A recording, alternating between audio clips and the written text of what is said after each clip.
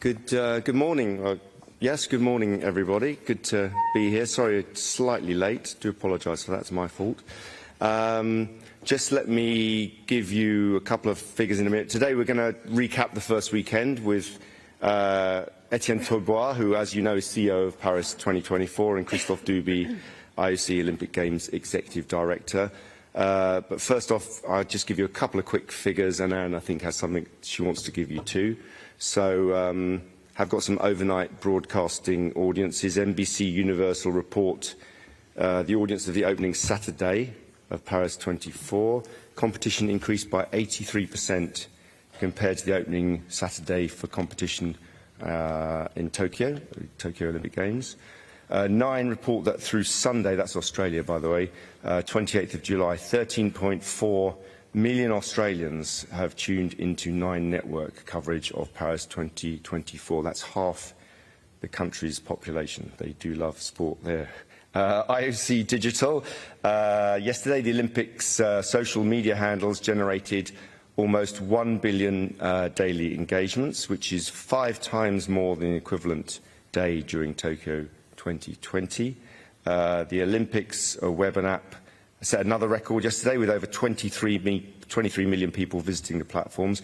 I've got 19 gold medals events today. I don't know what you have, Anne, but I have down that there are 19. Some news for you. Medal allocation announcement.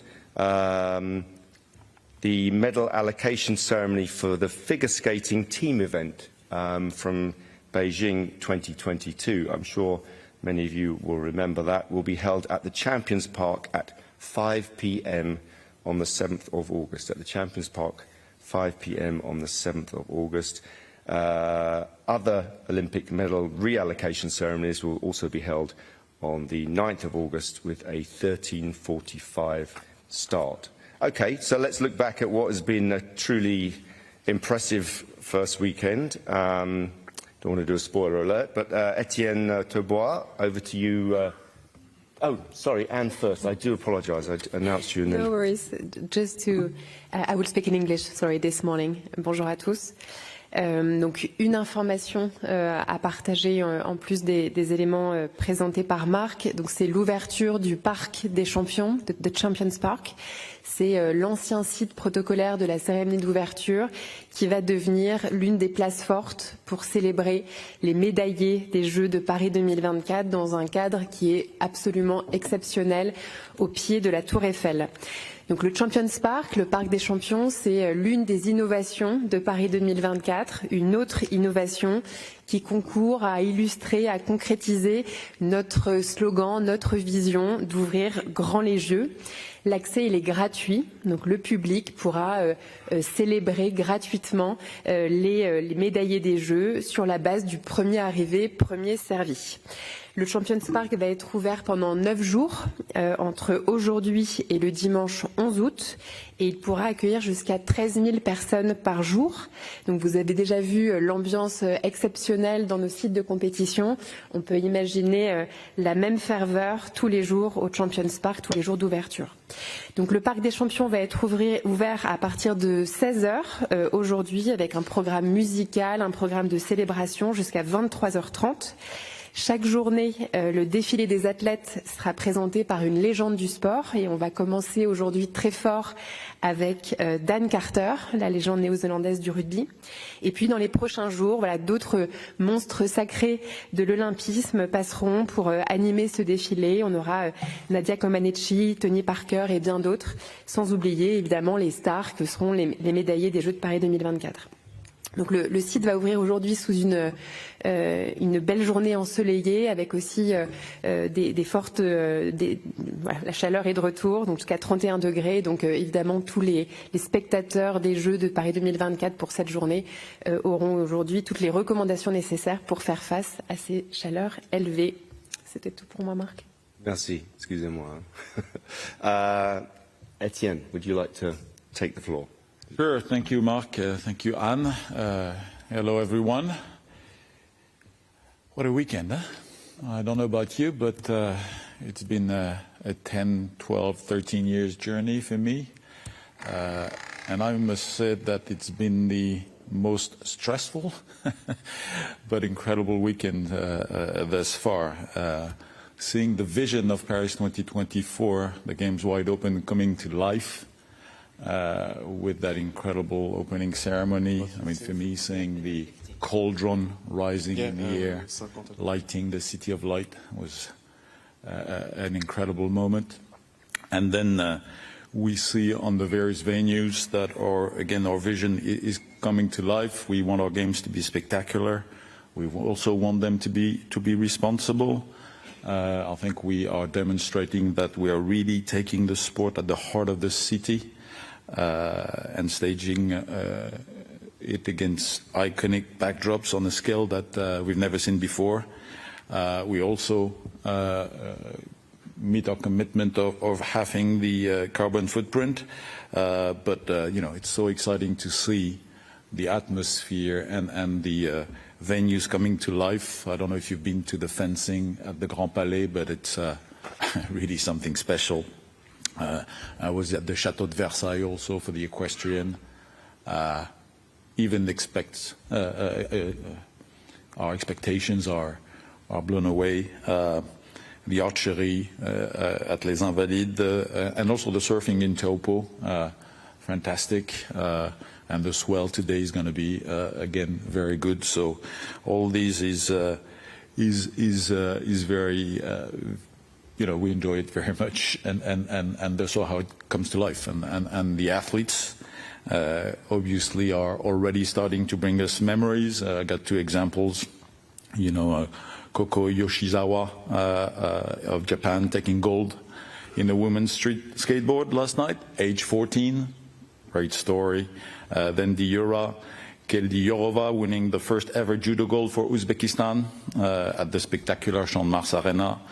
Another great memory, and I don't want to be chauvinistic, but we know how important it is for the success of the Olympic Games that the home team is doing well. So let me take this opportunity to salute our 3 gold medals so far, with the rugby sevens delivering France's first gold medal in front of a packed Stade de France, full crowd there. Her first Olympic title and Olympic record for Léon Marchand.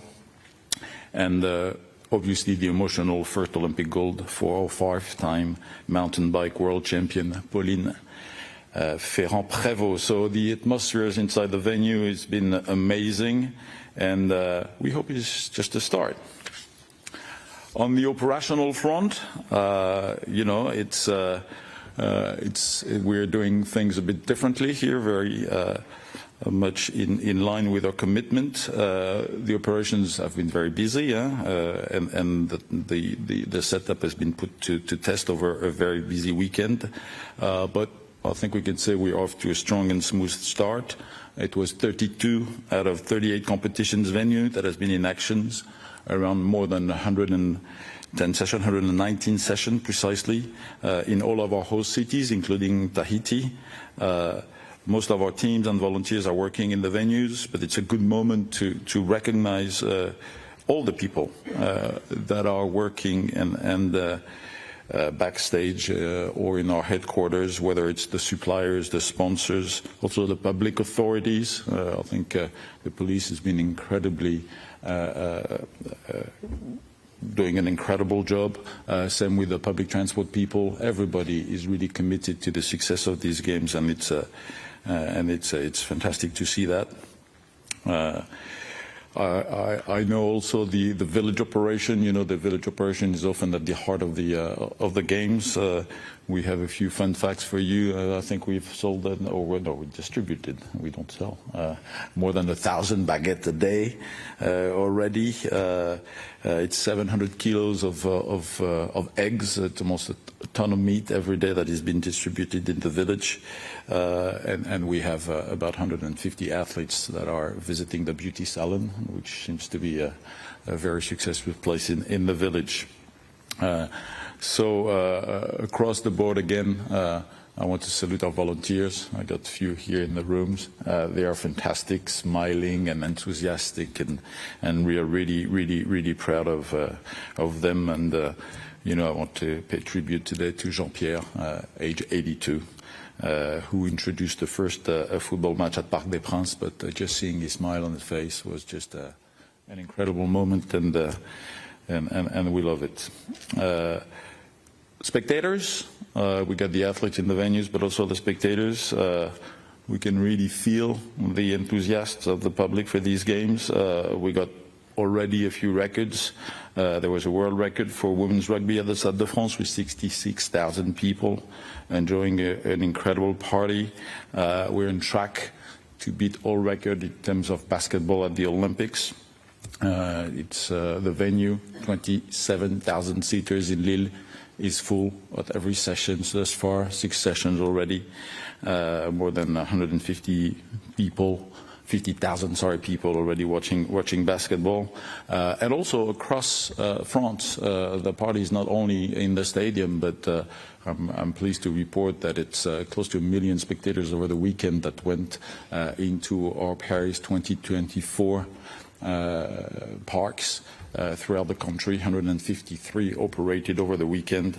So it's the party is going on across the whole nation. We're still continuing to sell tickets. We've sold already 200,000 tickets since the beginning of the weekend with football. 100,000 tickets sold on football. We see also the Paralympics taking on, and it's a very good news. But altogether, it's also a record in number of tickets sold for an Olympic Games. So overall, a very strong start. We know it is just the start. There is 14 days to go, and our eyes are set on the finish line of the 11th of August.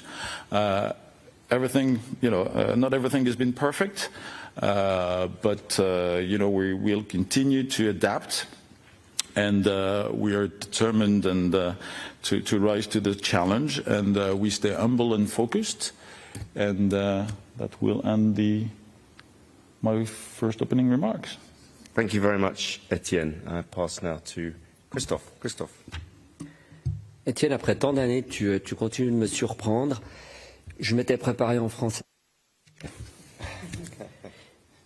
Les 10-12 dernières années, évidemment qu'elles sont importantes, Etienne.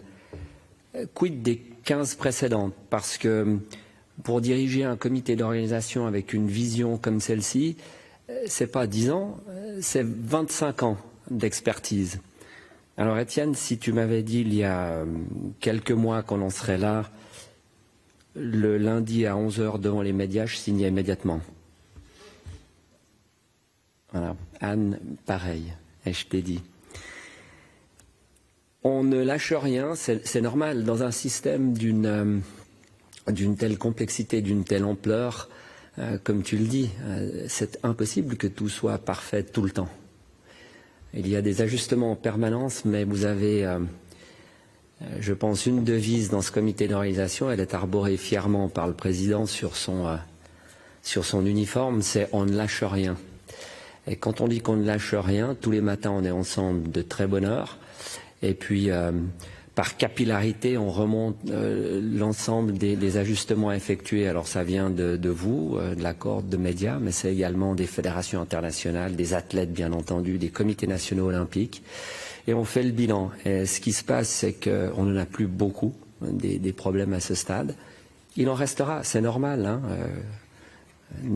Plus de 9 millions de spectateurs, 30 000 représentants des médias, etc. Il y a toujours des ajustements. Mais ce qui est formidable, c'est votre attitude par rapport à cela. C'est que chacun d'entre eux, on va au bout de l'affaire pour essayer de l'adresser. Et ça, c'est un état d'esprit qui part de tout en haut, et je vous remercie pour cela. Il y a un autre facteur qui me paraît essentiel dans ce qui se passe aujourd'hui, c'est que voilà, on a tous plus ou moins nos observations, et puis on a des gens dans le système qui sont de vrais stars, qui sont mondialement connus, des gens très importants, des chefs d'État, etc. Et vous avez certainement suivi un certain nombre de comptes sur les réseaux, mais c'est impressionnant à quel point ces gens qui ont à peu près tout, et qui ont à peu près tout vécu, sont absolument renversés par ces jeux. Et ça, c'est une marque aussi exceptionnelle de jeu qui qui étaient conçus différemment et qui sont aujourd'hui consommés différemment pour tous et par tous. Et voilà, pour ce que vous avez fait à ce stade, un très grand bravo. Et puis pour la suite, des images comme celle-ci, avec en plus le Parc des Champions, et puis des images peut-être aussi des jeunes sur le parc, alors ceux-ci bien entendu, mais tous les autres qui auront la possibilité d'y aller parce que vous avez rendu ces jeux accessibles. Ce sont des images qui feront date aussi. Merci Marc et merci à tous. Okay, seeing as we have two of the principal actors, I think we'll go straight into general questions rather than doing them first. But obviously, direct your questions to them first, I think, if possible, because we want to use their time as much as possible. So, gentlemen here, and then we'll go to Wakako in a second. Good morning, Julien Preto for Reuters. Question for Anne and/or Etienne. There's been discussions about the quality of the sand water. The weather forecast being what it is, we can assume or hope that the pollution levels will be, down and good enough for tomorrow's event. But there seems to be a concern about the flow of the river, of the current, that is too high. Can you confirm that? And do you have any figures to share with us? Thank you. Yes, as you could see, there's been quite a lot of rain, including during the opening ceremony in the last couple of days. But we're monitoring very closely. The level of the sand is going down rapidly. The weather forecast is, bright and shiny, especially for today. It's going to be hot. So we're confident that we will be able to hold, even though we canceled the familiarization this morning, the competition tomorrow and Wednesday. And we still have a contingency plan that is in place for Friday, just in case. But as far as we are concerned, we are still confident to be able to hold the competition tomorrow. With respect to your questions about the flow of the river, we measure it by cube meter per second. Definitely it's been much higher than it is normally during this time of the year, but the guidelines, which is 1 meter per second to be able to hold the competition, is to be met. So we don't have an issue in respect to the current. Okay, let's go to Wakako here, and then we'll come across here. Wakako first. Yeah. Thank you. Congratulations so far for the wonderful competitions. Actually, my question goes to Mark regarding reallocation of the medal. Could you confirm who will be attending? I don't have any more details than that at the moment. So which team, at least? So let me come back to you on that. Indeed. And why it is conducted differently from other reallocation? Well, it's different in the sense that it's an allocation, not a reallocation. So obviously the medals were never allocated to anyone in the first place, if you cast your mind back to Beijing. So, but in the sense that it's going to be at the Champions Park, as with, obviously the athletes themselves can ask where to have their reallocation. Many of them will be in the Champions Park, which is, to our mind and to their mind, clearly too a very fit place to have the medal reallocation. So actually I don't see that it's being treated very much differently. I thought, Tom, you've given 2 dates, and 7th of August. I think that's just logistics, when athletes can make it there. I honestly don't know. Maybe some of those athletes are competing at the other dates, but it's purely that's purely it. They're not being set aside in different ways. But obviously, as I say, it's an allocation, not a reallocation. So there is a difference. But they're both at the Champions Park. So and yeah. Last shot, the significance of this allocation ceremony after such a long time from the Olympic Games. Thank you. Yeah. To me, or yeah. I mean, clearly we wanted this to be settled as quickly as possible for everybody concerned, for all the athletes. It's the athletes that we care about. But Unfortunately, when the legal process gets involved, the wheels can move very slowly, and this is we will, as you've seen, we've expedited matters. Once we have a result, we've expedited matters to make sure the allocation can be here somewhere suitable.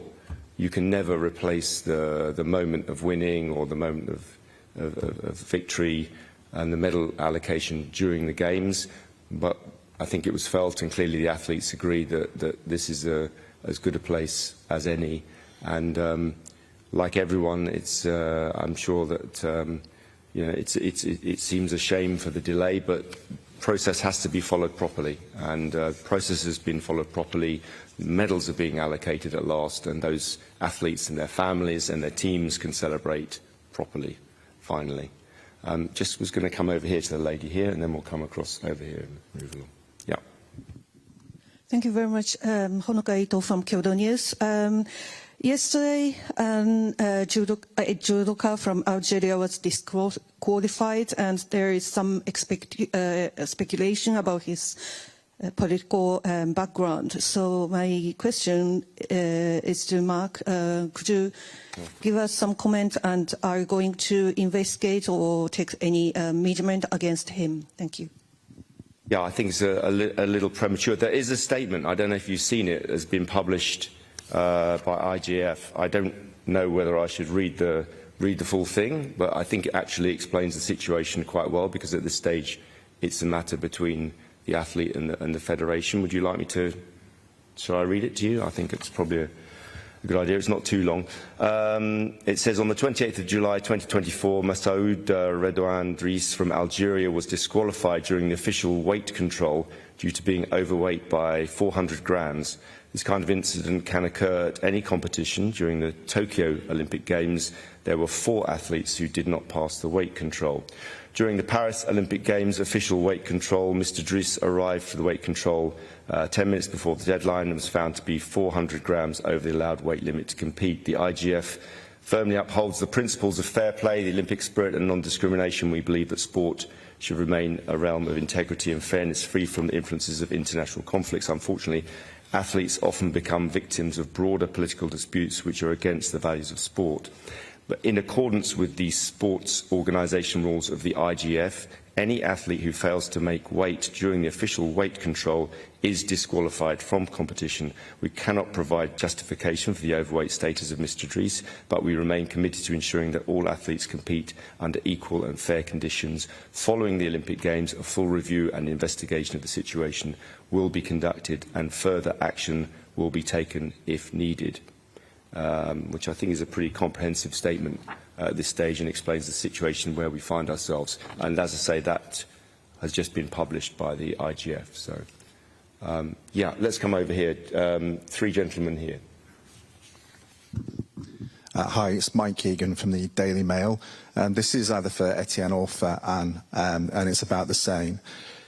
Given that obviously the weather conditions haven't helped and there's very little that you can do about that, but given that the triathletes have trained for many years for this moment, they've not been given, both the men and the women, the opportunity to do a practice run in there. And now the men will go to bed tonight not knowing when they wake up whether they will be participating in the morning. Would you issue an apology for this? Well, you know, we have to wait, and we don't do, fiction scenarios. We are very respectful of the athletes, and they are the heart of the Olympic Games. We've done everything we could in relation with the International Federation, but also with the public authorities to achieve the goal of having the swim will send, and it's going to be a fantastic legacy for later.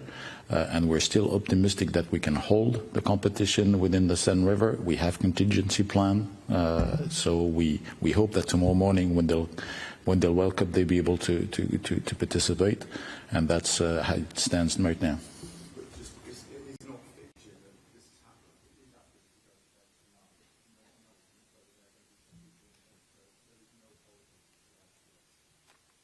Well, we wait until tomorrow. Okay. Was a gentleman here, yeah. Oui, bonjour, Pierre Galli de l'AFP, 2 questions. La première en français, donc pour Étienne et Anne. L'agence TASS a annoncé hier que l'accréditation de 4 de ces journalistes leur avait été retirée. Dans le même temps, les autorités françaises ont dit que ces accréditations, enfin que ces journalistes n'avaient pas été accrédités. Alors, est-ce que vous pouvez nous dire, est-ce qu'ils ont été accrédités ou pas par le comité d'organisation des Jeux? La deuxième question, the second question will be for Mark. There are reports in the United States in the social media that images of the opening ceremony were withdrawn from the IOC platform like YouTube. Can you confirm that? And is there any reason? Not the case as far as I know, but yeah, do you want to take the first? Sur la première question, donc on confirme que certains journalistes accrédités ont reçu une décision a posteriori de la part des autorités compétentes qui revenait sur l'accréditation. Donc nous, en tant que comité d'organisation de Paris 2024, nous appliquons la décision sans être partie prenante du rationnel. Ces informations ne nous sont pas communiquées. Je n'ai pas le nombre exact de journalistes confirmés, mais certains journalistes ont en effet reçu cette décision. Yeah, just a clarification on the footage. No, we haven't taken any images out, but obviously not for censorship reasons. But obviously there are different rights in different countries, so that also makes a difference. But you should also be aware of not mixing up our official platforms and non-official platforms, because obviously they don't have the rights to show those pictures, but we've cut no pictures for editorial reasons, shall we say? Yeah, gentleman back there. Hi, I'm Anders Christiansen from VG Norway. There are criticism from time to time because the athletes don't get paid any money for participating in the games on an individual level. I think Global Athletes also mentioned this in a harsh press release the other day, also mentioning how the IOC members get a fair, decent compensation for being here. What's your response to that? I mean, I don't know if Christoph has anything to add. I mean, yes, there are for the members. Yes, there are per diems, but also remember that they are volunteers, so they are available the whole year round, and they work for the Olympic movement the whole year round. As for, I guess you're talking about prize money. We touched on that. We answered that quite regularly. Prize money has been paid for many years. This is not new. It's paid by normally. In fact, even the president was paid some prize money when he won his team foil in 1976. So it's not a new question. The question is which part of the Olympic movement pays the prize money, and normally it's the National Olympic Committee because they look after the team. That's how it works, and you'll find a large percentage do that, and that is perfectly acceptable. The federations, on the other hand, are more generally involved in the development of the sport and making their sport more widely available, developing the sport. So, of course, a federation can decide that the best way to do that is to pay elite athletes. Other federations would have a different view, that they would want to help all of their athletes and all of their sport. But it's a decision for the federations. But prize money itself, nothing new there. Okay, let's go to Graham. Thank you. Hi, Graham Dunbar from the AP. One for the IOC side, one for the LOC side. On the Algerian judo team, it's the same team, even the same Israeli athlete as there was an issue with in Tokyo. But 3 years ago, when they said it was about the politics, the coach and the athlete got 10-year bans from the IJF. So weight issue is a sort of convenient excuse. Are you going to accept that from Algerian NOC? And given that the president of the African group of NOCs, Anoka, is Algerian, and you've just done him a big favour by extending his IOC membership beyond the age limit, could you not expect a little bit better from the Algerian NOC? Whole series of different issues involved there, but I think the statement by the IGF at this stage, I think there's very little to add. Unfortunately, he's been disqualified because he's overweight. I can't say that there's anything we can do about that, but the IGF has also said, as they did in the past, that they will conduct a full inquiry and take action, as they have in the past, when that becomes available. The last thing we want to do is start taking action on hearsay and suppositions. So we have to wait to find out. There will be a full inquiry, and then we will, if there's necessary, action will be taken. Is it not worth having a word with the very, very well-connected Algerian NOC member I imagine to say, can you just please stop this? I imagine conversations are being had all the time, but I'm not privy to those conversations. You had a second question, I think. Yes, from the LOC side, on the village, there's a report, anecdotal and report of athletes or teams trying to source their own food, their own transport. Some issues with the village. I think the Australian team has been concerned about transport connections, possibly to track and field practice venues. Is that just anecdotal? Have you had that feedback? And I think even the issue of athletes wanting more meat in their rations. I mean, I think we can obviously carbon footprint and environment is very important to you. Maybe that's what's got involved there. But on those issues, are you trying to work to sort of help the athletes a bit more on those? Je vais peut-être répondre en français pour être précis. Nous avons eu au début des opérations quelques soucis autour du transport des athlètes, c'est vrai, notamment en amont des Jeux. Depuis, des mesures ont été prises avec des réserves présentes sur site, etc., de manière à ce que nous puissions servir les athlètes au niveau des transports de la meilleure des façons. Et je crois que aujourd'hui le système opère parfaitement. On a eu 100% de service sur les quelques derniers jours. Par rapport au fait que certains athlètes choisissent de ne pas rester au village, c'est pas nouveau. Et ça se passe régulièrement et on les accompagne. D'ailleurs, on accompagne les CNO pour trouver des solutions les plus pragmatiques possibles. Au sujet de la nourriture, là aussi, on a eu un début où on a dû faire un certain nombre d'adaptations tout à fait normales dans des opérations de cette taille. Je vous mentionnais en ouverture le renfort en protéines animales, les 700 kilos d'œufs ou la tonne de viande qui a mis à disposition des athlètes de manière justement à répondre à la demande au regard d'une stratégie qui reste partagée d'ailleurs par la commission des athlètes autour d'une stratégie et d'une vision d'une food vision, d'une vision alimentaire qui va dans le sens de produits adaptés, bio, court-circuit, etc. Mais aujourd'hui, l'ensemble du dispositif a été adapté, je crois, à la satisfaction. On l'a encore eu aujourd'hui au niveau du groupe des chefs de mission et des athlètes des parties. Encore une fois, on met les athlètes au cœur de l'expérience de Paris 2024 et pour nous, c'est très, très important d'adapter l'ensemble des services à la demande des athlètes. Hi, Etienne. Rob Harrison, Sky News at the front. Sorry, here. Hi. We've had reports of telecoms infrastructure being attacked following the sabotage on the railways. Are you seeking any additional security assistance from the authorities to prevent any sabotage reaching Paris, reaching the Games? And then we've got a second part.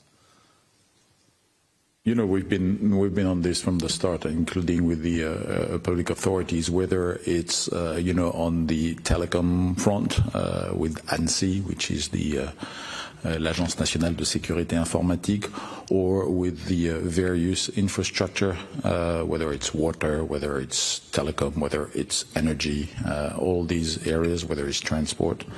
We've tried to anticipate and we put a setup in place which allows us to react very quickly, and you'll see on the SNCF following the malicious act of last Friday, full service has been resumed this morning, and in respect with the trains, for instance, the Paris Olympic accredited trains have been secured so that people could operate normally on the various venues. So obviously we are on the highest level of alerts as normal during the games, and we're monitoring things very carefully. And I don't know if this is for you or for Mark, but what is the latest on the death threats against the 3 Israeli athletes and the leaking of personal information, including blood data and gaining credential details? How concerned are you about that? And the police investigation? I mean, I don't have any update, and unfortunately you'll expect me to say that anything to do with security really particularly such sensitive security, I wouldn't comment on. I made some comments about hacking and cyber attacks that we experienced a lot of attempts, particularly ahead of the opening ceremony, but doing a very good job to resist that. But I think in terms of security of people, you wouldn't expect me to say much more. No, just that we have, it's not a new thing, unfortunately, but the scale is increasing. We had it in Pyeongchang, we've had it ahead of Tokyo, we had it here, people trying to enter our systems, and we have very robust systems to protect ourselves, which have worked very, very well. Yeah. Oh, you want to add anything, Etienne? No, I mean, Again, I think the systems are resisting very well. We are very well prepared. We got contingency plan. We got teams that are able to fix things when things happen. Again, I come back to the train thing. So far, operations have been able to be delivered smoothly, and we're optimistic that we can keep that until the end of the games.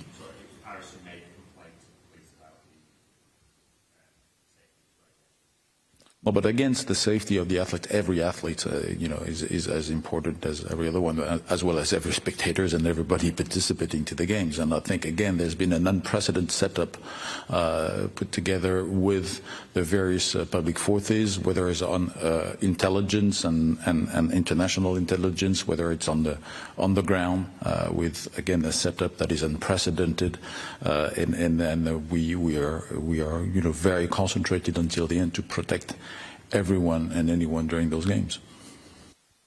And obviously we remain in touch with the NOCs concerned on a more or less daily basis to hear them. Yes, sir. Yeah. Bonjour, André Fontenelle, Folge de São Paulo, Brésil. J'aimerais connaître la procédure exacte pour demain pour la prise de décision concernant la réalisation des épreuves sur la scène. À quelle heure on va prendre la mesure de la qualité de l'eau? À qui cette décision appartient? À quelle heure cette décision va être prise? Et si les athlètes vont être communiqués de cette décision sur place quand ils seront déjà là ou avant de quitter le village olympique? Donc là-dessus, le protocole est très clair.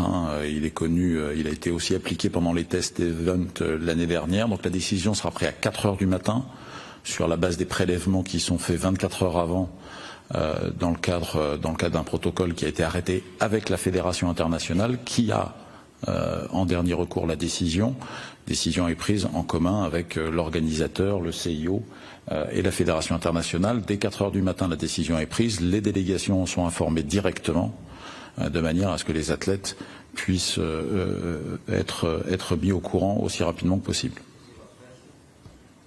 Un statement est issue dans la foulée de la décision à 4 heures du matin.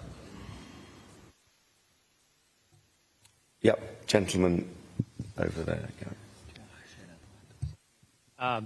Paul Waldy from the Globe and Mail in Canada. Just back to the Seine again.